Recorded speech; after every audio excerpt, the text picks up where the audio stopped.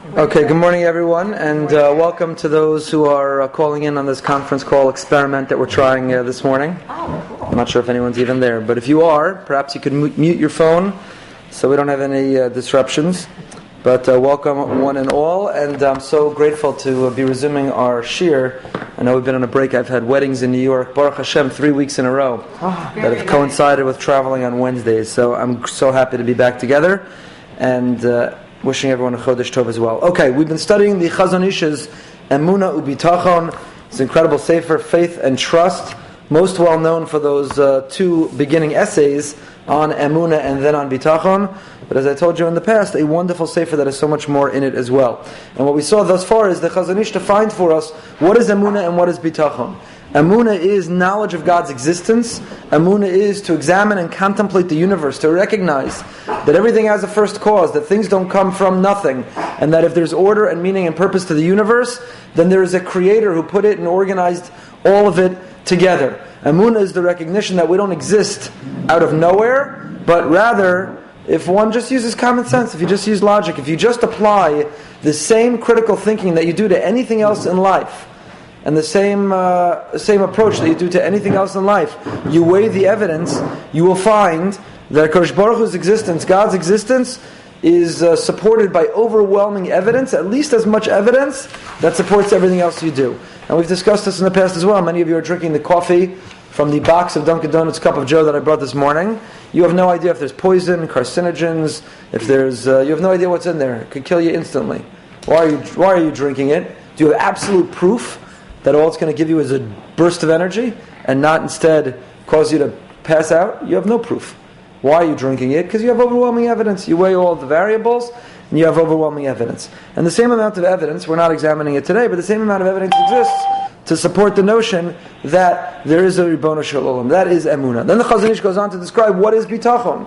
Bitachon is not as many erroneously, as many mistakenly think that Bitachon is, I have trust that whatever outcome I want is what Hashem will bring. My loved one is sick, I trust Hashem's going to make them better. Trying to have a child, I trust Hashem's going to bring the child. I'm looking for a job, I trust Hashem's going to give me that job. That's not Bitachon, says the Chazon Ish. That's worshiping yourself, because your interpretation, your perspective, your view of the world, thinking it is the most authoritative, it is the most omnipotent one, and therefore wanting God to step in line, wanting God to fit in with your view. That's not bitachon in Hashem. That's bitachon in the world according to you. Real bitachon is the recognition, says the Chazon Ish, and this is his major contribution to this conversation. Real bitachon, says the Chazon Ish, is the recognition that no matter what the outcome, whatever happens, it's somehow for my best. That everything that happens is in my best interest. I may not understand it right now. I may not see it. It may not make sense to me. I certainly may not welcome everything that happens in my life. But I trust that there is a reason. I trust that it's not random. It didn't just happen. It's not just chance. We've spoken about how the Rambam says to live a life where you think things are carry, where you ascribe everything in your life to being chance or circumstance. A person who lives such a life is practicing midas achzarios. It's cruelty. Why is it cruel? We suggested, my brother-in-law suggested, it's cruel because if I call your name, if I'm calling you, I'm sending you texts and emails, I'm trying to get in touch with you, and you ignore me, is there anything more cruel than calling out to someone and being ignored? Well, Hashem does things in our lives, and when we just say, well, it's nature, it's random, it's chance, it's statistics, it's happenstance, then we're ignoring God. And that is absolute cruelty. Okay, so all of this we've discussed at length in the past. Bitachon is the notion of leaning on Hashem, the recognition that everything that happens, whether I understand it or not, just as a parent, everything we do for our children, we don't necessarily expect them to understand or embrace everything we decide for them. No, you can't go out with your friends tonight. No, you can't wear that. No, you can't watch that. No, you can't say that. No, you can't do that. Our children get very upset. You don't want me to be happy. You hate me. Don't you want me to be? But we, as a parent, say, look, we are doing what we think is in your best interest, whether you accept it or not, with the hope and the confidence that someday you will mature and you'll appreciate and understand that everything we were doing was for your best. Because Baruch Hu is our parent, Avinu Shebashamayim, and he too interacts with us not based on what we want at the moment. That's an irresponsible parent. Many parents today are lazy. They take the lazy way out of parenting. They want to be their children's friend. So they say yes to everything. There's no boundaries. Everything is yes, do anything. And that's the lazy way out of parenting. And there might be a short-term reward that your kid loves you because you said yes to everything, but the long-term damage to the child, of the parent, who fails to set the boundaries and fails to teach accountability and consequences and fails to mold and shape and cultivate the child into who he or she could be, is a absolute negligence on behalf of the parent. Well, Kodesh Baruch Hu is not interested in making us happy based on our short-term desire. He's interested in what's in our long-term interest, with the confidence that someday we will understand and embrace. Okay, we're on page 48, 49. If you open the booklet. Os Daled. In the last Os in Gimel, the Chazon Ish said, this is the last point of review, and then we'll pick it up anew, just because we had this long break. In the last point, you recall, the Chazon Ish said, there's a lot of people, they excel at bitachon in lip service. Baruch Hashem, Mirz Hashem, Be'ezras Hashem, they excel at bitachon with lip service. It's easy to pay lip service, that you trust in Hashem. But when you put it into practice, it's a lot harder. And what's the example of putting it into practice? Right? So you go to the Emunah Shir and you subscribe to the Emunah WhatsApp and you share Emunah Divrei Torah and you see your friend in the supermarket, the gym or shul, and she says, "How are you?" And you say, "Baruch Hashem, Baruch Hashem, Mitzvah, Baruch Hashem, Bezras Hashem, Baruch Hashem." But then push comes to shove. Now things don't go exactly the way you want. Do you tap into that Emunah, that bitachon muscle? Do you flex that muscle? Do you tap into that reservoir well? Or do you forget everything you've learned and everything you've read and all the Be'ezras Hashems and Baruch Hashems because you resort back to what often is the instinct, which is fear, anxiety, stress, worry? So the Chazon Ish gave this example that Avram has a store on the street and he's doing wonderfully. He's making a lot of money from his store and mostly passive income, and he has nothing to worry about. And all of a sudden, Yitzchak opens a store across the street. And it's the same kind of store. And he's selling the same kind of thing. So now Avram, who's the biggest Baal Emunah, Avram, who until now had the monopoly, and therefore, there you go, just squeeze that. Avram, who had the biggest monopoly, and he never had to worry. He was giving all the stock. Everyone always said to him, "Avram, Baruch Hashem, everything's amazing." He had time to learn and golf. He had time to go out with friends. He was a big Baal stock and a Baal Chesed, and everything was Baruch Hashem. But now Yitzchak opened the store across the street, says the Chazon Ish. How does Avram react? If he's the big Baal Bitachon, if he's the big Baal Emunah that he claims and presents himself to be, how should he react when across the street a competitor opens the exact same store? How should he react? Should he go over, knock on the door and say, "Welcome. How can I help you? Do you need any names of distributors? Do you need names of vendors? What can I do to help you? Let me tell you, these are the best advertising." Because he should realize that Kodesh Baruch Hu provides. There's more than enough customers for both of them. And his income, if it truly comes from Hashem, cannot be affected one iota, one penny, by a competitor opening across the street. If he's the real Baal Emunah, Baal Bitachon, he claims to be. But if in fact it was just lip service, what will he do? What many of us naturally, instinctively would do, which is to get nervous. Competitor. He's going to take a piece out of my business. I've got to undercut him. I've got to tell my vendors that if they sell to him, I'll no longer order from them. I've got to do whatever I have to do in order to survive. It says the Chazon Ish that Avram, the big Baal Emunah, the big Baal Bitachon, who went around shul giving tzedakah, giving an Emunah shir, starting an Emunah WhatsApp, saying Baruch Hashem, Mirz Hashem. When push came to shove, when the rubber hit the road, where was his Emunah? Where was his Bitachon? So Emunah and Bitachon are not in the realm of theory. You know, it's not just when you're davening, that's when you have Emunah and Bitachon, in shul or when the siddur is open, and then you go about life, and all of a sudden you stress out and you're nervous and you forget. It's in life, in those most stressful moments, that we're supposed to tap into it.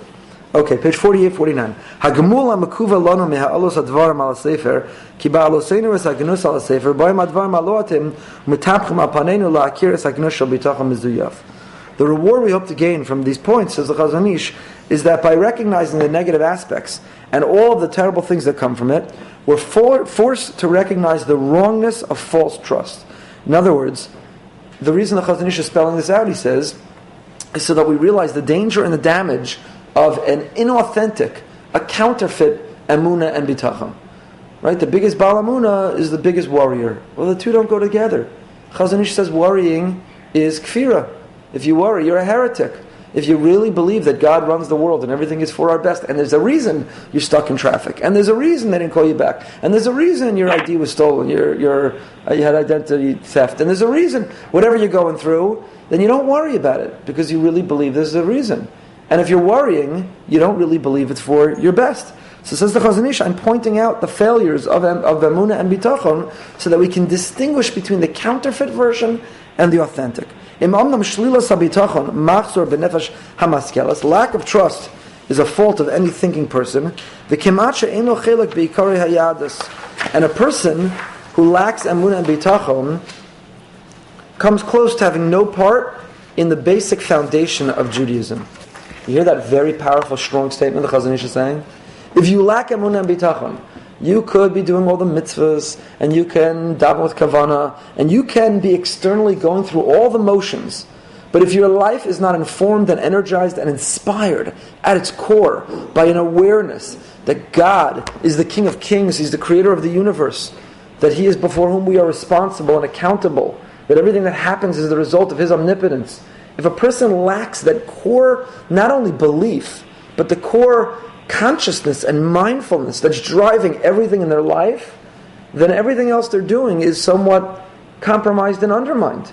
Because the whole reason they hear the shofar and take the lulav and esrog and light the Shabbos candles, and for men, put talis and tefillin on, the whole reason to live this life of mitzvos is to draw closer to that individual.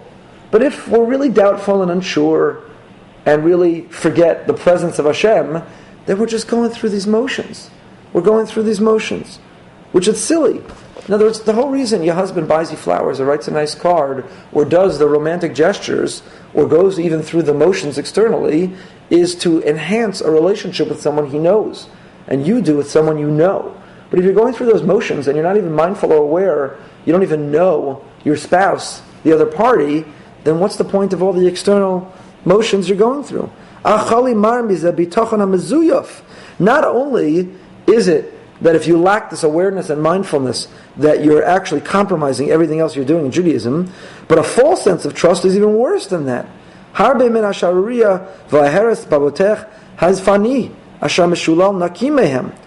who trusts falsely is no better than one who does not trust at all. Very powerful statement again. If you trust falsely, if your bitachon is counterfeit, your bitachon is not real, that you think that whatever happens comes from Hashem. I'm not going to worry. I'm not going to be stressed out. I'm not going to be anxious. I'm never going to seek revenge. I'm not going to be angry at other people as much because I realize that everything is from Hashem. And it's all for a reason. It's all for a cause. It's all somehow in my best interest. That's authentic. But if I subscribe to the counterfeit emunah and bitachon, and I say every day, I trust Hashem will make things come out the way I want.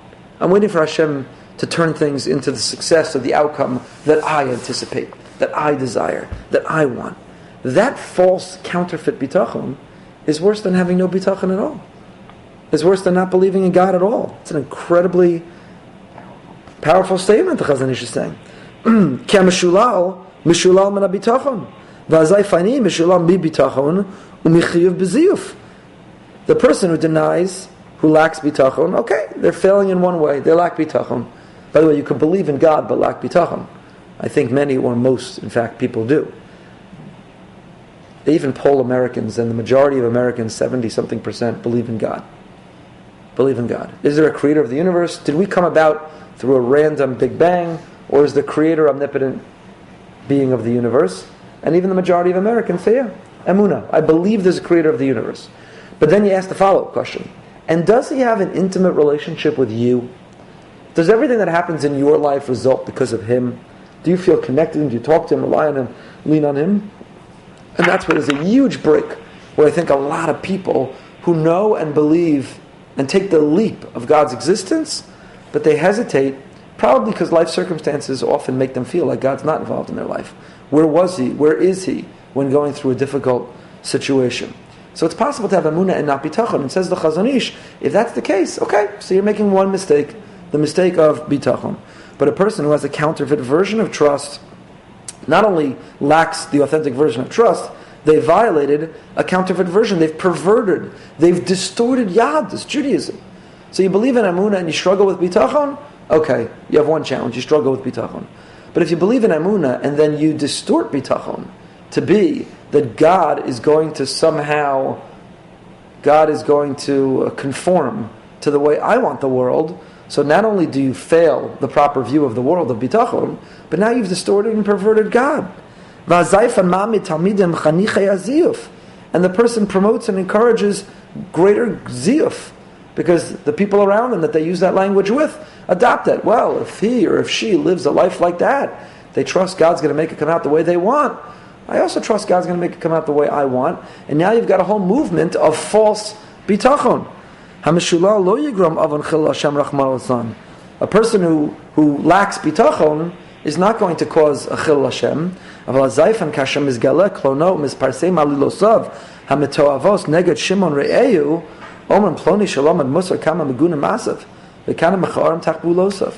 the person who has a counterfeit view of bitachon, they're not really putting bitachon into practice. They have the lip service form of bitachon. They're going to create a big chil Hashem. And why? Where's the big chil Hashem going to be? Chazon Ish says, can you imagine? You go to shul all these years, right? Change the names back to the ones the Chazon Ish used. Ruvain is the one who had the successful store. And all these years, Ruvain is the one volunteering to give a Dvar Torah, and it's always about Emunah. Ruvain's the one who's giving tzedakah. Ruvain's the one who every ad he takes in every shul and school journal signs it. The Baal Bitachon and Baal Emunah, the Maimin Bashem, I'm the one with great faith. Ruvain's the one who's always saying Baruch Hashem, Mert Hashem, Be'ezras Hashem, Toda La'el, Chastei Hashem, every other expression. And then Shimon opens the store across the street, and Reuven becomes a ruthless, cutthroat businessman trying to undercut his neighbor. So now what's going to happen? Everyone who sees that, what are they going to think about Reuven? What a chil Hashem! Look at that man! This is the guy giving us Divrei Torah? Where's his emunah and bitachon? He's the one who lectured us, lean on Hashem, trust in Hashem, everything's from Hashem, Hashem will provide. He lectured us about Hashem providing, and now he's so threatened by Shimon's business across the street, by his competitor, that he's doing everything he can to destroy him? What a chil Hashem! What a chil Hashem! So the Chazon Ish says, it's critically important to define not only emunah, bitachon, what they are, but to understand what they are, we must define what they are not. And what they are not is saying, Hashem is going to conform to me. I want my relative to get better, so I'm sure Hashem will make it happen. I want to get the job, or I want this girl to say yes, or I want my children to give me the nachas I dreamt from them. I'm sure Hashem will make that happen. That's fantasy land. That's asking Hashem to conform to you. Who's the infinite and who's the finite? That's not bitachon, that's counterfeit. It's false, it's perverted, it's distorted. It undermines, and ultimately it creates a chil Hashem. That's fake. Real bitachon is not just on our lips. It means that when you're stuck in traffic and you're late for that meeting, you take that deep breath and you realize this was meant to be. It means that when someone steals your ID, as happened to me, then you take a deep breath and you say, this was meant to be, we'll go through it, we'll do whatever we have to do. And now I don't mean to minimize, there are circumstances in life, people have terrible diagnoses of illness, experience horrific loss, and to say, well, look, it's for a reason Hashem meant it to be. I don't mean to flippantly say it's so easy in every circumstance. I will say it's remarkable that some of the people who go through the most horrific loss become amazing role models. Whether it's our Holocaust survivors who themselves live lives of great faith despite what they went through, or I sent out the link on our WhatsApp group of the mother of Hallel, the 13-year-old girl murdered in her bed, who at the funeral just spoke all about Emunah and Bitachon, Hashem.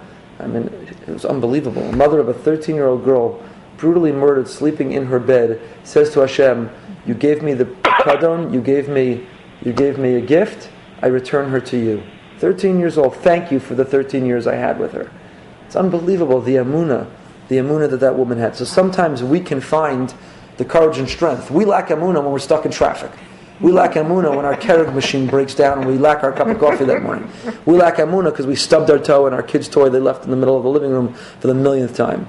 And we start saying, there's no God, where's Hashem, my coffee stinks, it can't be, there's no God.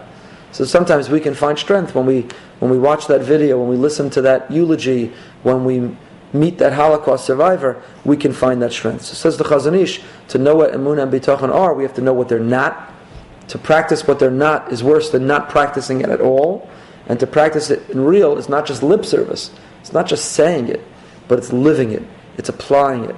It's doing it. In those moments of stress, anxiety, worry, in those moments of doubt and uncertainty, in those moments of a desire to seek revenge, take that deep breath and realize whoever hurt you couldn't do it unless HaKadosh Baruch Hu allowed it. If in fact the competitor takes a chunk of your business, it's not the competitor's fault. They're trying to provide for their family like you're trying to provide for yours. Why is it that happened? Because the HaKadosh Baruch Hu willed that for whatever reason your income went down this year because the competitor's here. whatever you're meant to learn, whatever you're meant to accept, whatever you're meant to experience from it. To interpret all of life through the lens, not of, how can I take revenge, and how can I stop that person, and how can I get even, but to interpret all of life through the lens of, whatever's happening was meant to be for me, and how can I grow and become the best version of myself from it. Yes? Isn't there an Indian school where people, and there's whole laws on what you're allowed to do, what you're not allowed to do? Absolutely. So it infringes on your arnasa. Sure. We have an institution of Hasagas Gvul. We have a halachic concept, which means that a person can't infringe on the business of another. The parameters of violating Hasagas Gvul are very complicated, and the criteria to violate it are very complicated. In fact, numerous posts can believe that in America, in a capitalistic society, and based on the way the economy is structured here, it's almost impossible to violate Hasagas Gvul here. To prove Hasagas Gvul, you'd have to prove that a person was on their way to your store when the other person stole them, so to say, from being your customer. And the products have to be the same, and the prices have to be the same, and the service has to be the same, and yet they took them. If your service or your product is inferior, and that's why they went to your competitor, that would not be a violation of Hasagas Gvul. But for our purposes, let's assume the Chazon Ish is not talking about a case of Hasagas Gvul. Clearly, it doesn't meet the halachic definition. But it doesn't matter, you're threatened. You think that no one else in the world has a right to be in the business that you're in. Nobody else has a right. I'm the guy who sells insurance. I'm the guy at the pizza store. I'm the girl. I'm the woman who sells the modest clothing. I'm the one who does the whatever at the boutique. I'm the only person in the world entitled to make my living this way. And there's not enough room in the world for both of us. So, Kadosh Baruch Hu will decide, if that's true, Kadosh Baruch Hu will decide which one succeeds. But either way, if we believe that our income is determined from above, then we have to do our hishtadlus. We make our effort. We do what we have to do. We work hard. We work hard and we work diligently and we work smart. But in the end of the day, we throw our hands up and we say, the senior partner in our enterprise is not me. I do all the work and take all the initiative here on earth, but I'm the junior partner. The senior partner who determines its success is the Almighty. By the way, I'll tell you something unbelievable about the senior partner. You can't show me any other business like this in the entire world. We're the senior partner upon whom the entire success of the enterprise, the endeavor relies. Without him, it cannot be successful. He does the minority of the work, so to say, but he's the one who makes it happen. And yet, he says to you, the junior partner, you keep 90% of the profits. I just want 10%. And by the way, I don't want the 10% from me. I have a bunch of children, and they're struggling. Find my children who are struggling and give the 10%. It's called Meiser. We're supposed to give 10% of our income with poor people, and to share HaKadosh Baruch Hu's causes. Shiva, Kolo, Midrasha, Chesed, Tomchei Shabbos, scholarship fund, whatever the case may be. HaKadosh Baruch Hu is the senior partner. Without him, the whole endeavor could not succeed. And yet he says to us, the junior partner, you get 90%, keep it. 90% enjoy. Do what you want with it. 10%, I don't want it for me, says Hashem, but I have children, they have needs. I have an agenda in this world. Give it on my behalf to my children, my agenda. It's a pretty good deal, right? Because when we give Meiser with 10%, that's crazy. I work so hard. 10% of my income I have to give to tzedakah. That's crazy. But if you think of it in those terms, that really you could not succeed without the senior partner, and he only asks for 10%, you say, wow, I made off like a bandit. 90%? This is the best deal in the world. I hope the senior partner doesn't wake up to it. This is unbelievable. I get to keep 90%. V'yachein, let's keep going. Osehei, page 51. V'yachein. Midas habitachon kinyan halev. The dwelling place of trust is within the heart. Umiteva haboteach be'emes ba'atznei aleches v'lo yishama mipiv ki hu min habotchem. The true person who has bitachon is naturally modest. You'll not hear from him that he belongs to the camp of those who trust in Hashem. In other words, this is a very important point the Chazon Ish is making. And this is all the great Chazon Ish. Chazon Ish says, the person who really has bitachon doesn't flaunt it. They don't wear it on their sleeve. They don't need to say 1,000,000 times a day, Baruch Hashem, Bezras Hashem, Chasdei Hashem. They don't need to lecture other people on the bitachon they should be having. They just live it. You see it in their life. They're modest. They don't get angry. They don't worry. They're not stressed out. They don't undercut competitors. They're not anxious. They don't live with doubt. They don't seek revenge. The real person who has emunah and bitachon, you see it in the lifestyle they are leading. It's a thing that happens in your heart. It's when you're talking to Hashem and no one else is around. And you're telling Him, and you're leaning on Him, and you're trusting on Him, and you're sticking with Him. The person who does it when everyone else is around, you have to wonder what motivates their speaking in that way. It's the person who talks to Hashem and leans on Him when no one is around. Talk to Hashem, help me find this drasha. Help this work out. Help my daughter's luggage not be overweight, who's on the way right now to the airport for her heading off to camp. When you talk to Hashem when no one's around, because you're talking to Him, that's how He really knows you exist, that you believe He exists. I meet with every bar and bat mitzvah kid before their bar and bat mitzvah, young man and young woman, I shouldn't say kid. And I'd say the same thing. I have a very similar spiel for all of them. And at the end of the spiel, I tell them the same thing. They're telling it to them for 15 years. I say the same thing each time. I say, davening, now that you're a bar bat mitzvah, davening is really important. Don't miss a davening. And to whatever degree possible, particularly the young men, don't miss davening with a minyan, don't miss davening in shul. However, you should know the most authentic davening. Why did the rabbis come up with davening? Right? The machlok is Rambam, Ramban, it's davening to Rice, the Rabbanan, whatever. But the idea that we daven in a shul with the siddur that we have is all orchestrated by Chazal, by our rabbis. And why they do it? Because they understood that if they didn't give the infrastructure, then we likely wouldn't do it. Or there'd be days or weeks that we weren't in the mood, we didn't feel like it, we never got to it. So by creating an infrastructure of a siddur, a text, a liturgy, a minyan, a place, it will promote and encourage us to daven. And we need that. Without it, we'd be in trouble. But the most authentic davening is not from the siddur in shul. The most authentic davening is from your heart. It's in your kitchen. It's in the car. It's in the living room. It's in the boardroom. It's in your office. It's when you turn to Hashem and you ask Him for help. First of all, when you thank Him, when something works out really well, the deal closed, the shidduch happened, the pregnancy, everyone turns to Him, they're no atheists in a foxhole. We forget to turn to Him when we get the good news. To thank Him. Thanking Hashem is also a form of emunah and bitachon. We always think of emunah and bitachon is when you need Hashem. Don't forget, stick with Hashem, lean on Him, depend on Him, rely on Him. Gratitude is also a form of emunah. Thanking Him after the fact is also a form of emunah. So when we daven, when we talk to Hashem privately and personally, outside of shul, or the framework of davening is just a pretext for us to add our own personal tefillos. So you have the Amidah, you have 19 brachas, 13 requests in the middle, and all of those are there as a outline to remind us the values and the priorities we are to have, but to fill in our own personal words. So we know people are sick, start talking to God. Rafa'inu, just visited so-and-so, they could use a little help, they're not doing well, Hashem, please. Baruch Aleinu, about yourself or others, financially, and so on. And things don't fit into any of the other ones. You have Shema Koleinu. I don't remember if I ever said it in this group, but I said it to the men in the Sha'ar B'Tfilah Shir many years ago. I don't know how I came up with this metaphor, but I said that if you daven from the siddur but you don't have anything personal, it's like going to the store and buying a Hallmark card, an American Greetings card. I'm sorry, American Greetings card. I'm sorry, I apologize. The Stone family represented here with Hensher Gansberg. American Greeting card. It's like buying an American Greetings card on your anniversary and giving your wife an empty card. It's just like, okay, I appreciate the gesture. You went out, you bought the card, but really? You just handed me a card with a text that somebody else wrote? On the other hand, let's say it's your anniversary, you didn't get a card, so you go and you take a paper towel and you take a marker, your kid's crayon, and you write a beautiful little love note on the paper towel and you hand it to your spouse. And your wife says to you, your husband says to you, I appreciate the sentiment, but really? You couldn't make the effort to get a card? Really? What's the combination that we all strive to do? You buy the card, and you fill in your own words. And that's tefillah. The Amid, the Shemona Esrei, the siddur, is the American Greetings card. And the authors were not the Stone family, the authors were Chazal. Chazal put the language, the text on our card to HaKadosh Baruch Hu called the Amidah. But we're supposed to fill in and write our own little language in every bracha. That's the most authentic tefillah.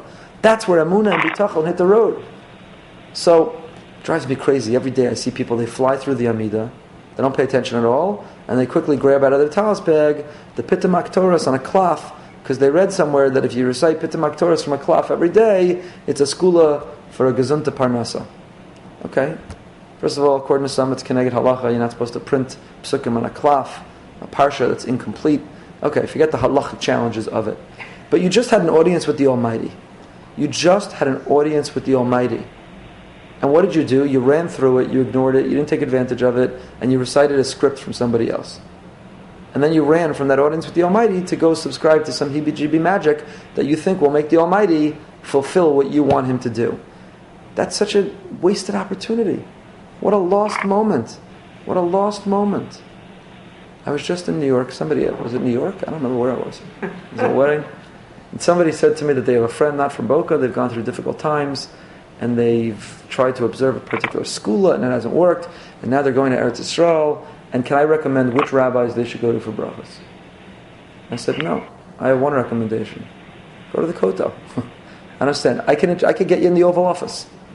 Not I. You can get in. Everyone can get in the Oval. You could go into the Oval Office. And you can meet with the president. And you're asking me which congressman or senator that you should go meet with? I'm telling you, go to the Oval. Oh, it's nice, the Oval Office, but still, can you hook me up with a congressman, a senator, a state senator, the city council member, the mayor, the whatever, city planner, the guy in charge of the traffic lights? Well, wait, skip all those. You could go to the Oval Office. You can meet with the president. Every one of us can have an audience with the Ribono Shalom. We could pour out our heart in the most authentic, genuine, what we need, what we're grateful for, the relationship. And if we feel disconnected and we feel distance from Hashem, then let that be the very thing that we're davening for. I put on the WhatsApp group a couple days ago.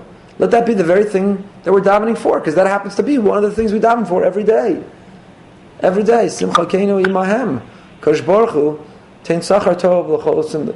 What's the part? Al tzadikim. Kosh Baruch Hu, give great reward to the people who really believe in you. V'simcha keinu imahem, and put my portion with them.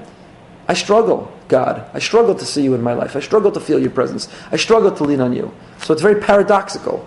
I'm davening to you that I feel close and believe in you. But yet that is part of the formula. That's something that's in our Amidah. We can daven for it. That's something that we believe. That's the authentic bitachon. So says the Chazon Ish, authentic bitachon is not that God will conform to what I want. It's that I conform to what God wants. That I interpret whatever is happening in my life not as God will make it the way I want, but rather everything is for a reason. We started reading that. And that's why he says it's in the heart. This is not something that you talk about, preach about. Obviously you could teach about it, trying to work with a group of people who are all working on themselves. But it means that the ultimate measure or metric of whether you have bitachon and emunah is not how much you talk about it. It's how much you live it and practice it. And the arena where you practice it is your heart. In his heart as well, he bewails his lack of trust and lack of perfection in his trait. His trust and feeling of strength based on his belief in Hashem manifests itself only in practice. He'll not be afraid if his friends open a store. In fact, he'll make efforts to help him, to give him good advice, to assist him, and in general, to be concerned for his welfare. When a person does acts of kindness for someone who intends to compete with him, the world is enriched by this additional holiness. Because of this action, more honor and praise are showered on his faithful, and happy are this person and his generation. As light differs from darkness, Yisron or min ha-choshech, Yisron ha-emes min ha-sheker, v'Yisron bitachon amitim mi bitachon mizuyuf. As light differs from darkness, truth differs from falsehood, and the true kind of trust in Hashem differs from the false. You can almost read the Chazon Ish's pain. He's so bothered by the counterfeit emunah and bitachon out there. It's fake. It's lip service. It's not real. It's distorted. He's bothered by it. And so what he's saying is that when you live a life of emunah and bitachon, it doesn't just impact your bein adam l'makom. It doesn't only impact your relationship with God, it impacts your bein adam l'chavero. It impacts greatly your relationship with fellow man. You don't see others as your competitors. You don't seek to take revenge. You're able to have peace. You're able to be a mavater. If you have emunah and bitachon, you could be a mavater. You know, mavater is somebody who forgoes. Somebody who forgoes. You were due. It was your turn. You should have had a bigger portion. Somebody took. Be a mavater. Let it go. The capacity to let it go. Let it go. And why should you let it go? Because you realize there's a master plan. Whatever you're due, you're going to get. And nobody in the world could take it from you. And if someone took it, you weren't due it. And if you're due it, you'll get it back anyway. Manyfold. Be a mevater. So our interpersonal relationships will improve. We won't hold on to grudges. We won't be as angry. We won't be as because you realize that whatever's meant to be is meant to be. It's just not worth it. It's just not worth it. Be a mevater, let it go. We studied together a few months ago, the Chafetz Chaim.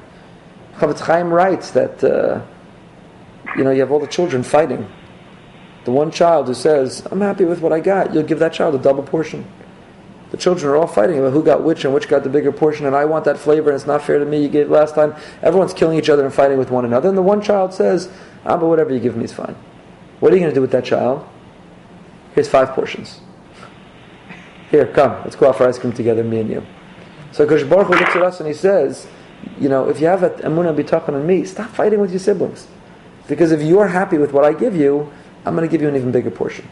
So emunah bitachon don't just inform and inspire our ben adam lamakom, but they have the capacity to excite and to improve and to repair our ben adam lachavero. And as today is Rosh Chodesh Tammuz, today and tomorrow is really the first day of Tammuz. We're entering this period. Soon we'll observe Shavasar B'Tammuz, the fast of the 17th of Tammuz, which will begin the 3 weeks. But we're in that time of the year where we remember why the Beis HaMikdash was destroyed. And the Beis HaMikdash was destroyed because 2 different reasons are given. Either we make a bracha on Torah Tchila, or because of Sinas Chinam. And the antidote to both is to live a life of greater Torah, of greater Amunah, and that life of greater Amunah to inform and inspire our ability to get along better with others. The pasuk in the Navi that describes at Tzom HaRavi, at Tzom HaChamishi, the different fast days, including Shavasar B'Tammuz, it ends, Ha'emes v'Hashalom ahevu. That when will it end? When will the redemption come? When emes and shalom, when truth and shalom are beloved. Rav Asher Weiss Shlita says, based on the Gemara, what's emes? Emes is Torah. But emes is emes ve'emunah. I think that when we love emes ve'emunah, we love Hashem, and because we love Hashem, the emes, then v'shalom, then we have a much greater sense of shalom. When do you have peace in our people? Shalom bayis, peace in our people. All of this results from a greater faith and a greater trust and a greater, that everything's for a reason. That I'm whatever I'm due, I will get. Whatever happens is meant to be. I'll do my ishtablis, I do my effort, I try to myself conduct my life in a way that I can get the results that I seek. But after I do everything I can, I accept that whatever happens is meant to be. So emes v'shalom ayevu, when we love, when we pursue, when we aspire for emes ve'emunah, living a life with emunah, and v'shalom, and therefore the extension of that is that when we live the life of emunah, it increases and promotes greater shalom in our life, then that is the core of redemption. Let me just finish by telling you what I already wrote on the Emunah WhatsApp group this morning. I don't know if everybody's on that group, but I'll just tell it to you again. And I've heard this in different forms from different people. I heard it from Rabbi J.J. Schachter. I heard it more recently from Rav Asher Weiss, who said he heard it from the Ger Rebbe about his father. But some version of this story about the chassid who's I don't know if it's Parnasa or Shidduchim or children or Nachas, whatever it was, comes to his Rebbe and says, Rebbe, I need a bracha. Rebbe, I need a skula. Rebbe, I'm seeking whatever this is. The Rebbe said it's almost Rosh Chodesh. When Rosh Chodesh comes, we say Hallel. In Hallel, we say Ana Hashem. Please Hashem. So when you say Ana Hashem, please say it with Kavana. That's the best skula I could tell you. So the chassid tries. The first Rosh Chodesh comes around. Comes Hallel. Oh, he throws the towels over his head and he's shuckling like a crazy man. And he's having all the Kavana in the world. Ana Hashem, please Hashem, please Hashem. And he does this the first month and nothing happens. His wife doesn't become pregnant, the shidduch doesn't happen, the parnasa, whatever he was asking for. So he tries the second month. He figures maybe he needs a second month. Ana Hashem, he's screaming passionate tefillah. Nothing happens. He tries the third month. He thinks maybe he needs a chazaka of saying Hallel with kavana, the Ana Hashem. Nothing happens. So he comes back to his Rebbe and he says, Rebbe, I davened. Kavana, like you told me, Ana Hashem is more passion, enthusiasm, vigor as I can. Still, my tefillos haven't been answered. Rebbe, why? So the Rebbe turns to him and he says, my dear chassid, which Ana Hashem are you having kavana for? He says, Ana Hashem Hoshiana, Ana Hashem Atzlichana. Please Hashem, give me salvation. Please Hashem, give me success. That's what I'm davening for, is success. I have all this kavana when I say, Ana Hashem Hoshiana, Ana Hashem Atzlichana. So the Rebbe says, it's the wrong Ana Hashem. What I meant is, have greater kavana when you say, Ana Hashem, ki ani avdecha. Please Hashem, because I am your servant. I defer to you. I am your loyal servant. And what's the pshat in the story? What was the Rebbe saying? Is that we put a lot of effort into the Ana Hashem Hoshiana, Ana Hashem Atzlichana. Hashem, bring me success.